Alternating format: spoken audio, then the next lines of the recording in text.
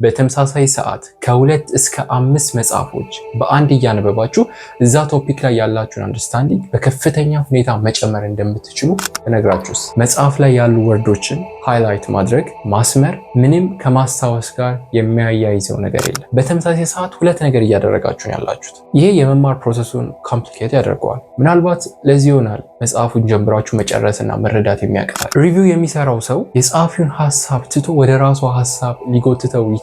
ይሄ አስበውበት ላይሆን ይችላል የሚያደርገው፣ ሳያስበው ያደርገዋል። ምንም ነገር ሶልቭ የማያደርግ ከሆነ ለእናንተ ምንም ነገር ፕሬዘንት የማያደርግላችሁ ከሆነ ኪሳራ ነው። መጽሐፉ ኪሳራ።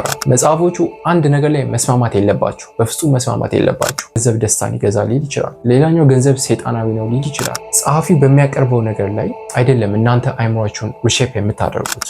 ግልጽ የሆነ ጥያቄ ሊኖራችሁ ይገባል። እንደ ፊዚክስ እና ማስ ፎርሙላ ሁል ጊዜ የሆነ ነገር ከተረዳን በኋላ እንደማይቀየር አድርገን የምናየው ነገር አለ። አንድ ቶፒክ ላይ ክሪቲካሊ ማሰብ የምትፈልጉ ከሆነ ይሄ ሌቭል ብቸኛው አማራጭ። አሁን እኔ ራሴ የምጠቀምበትን 5 ስቴፖች እነግራቸዋለሁ። ስኪማ ማለት የመጨረሻው ሌቭል ኦፍ ሪዲንግ ነው።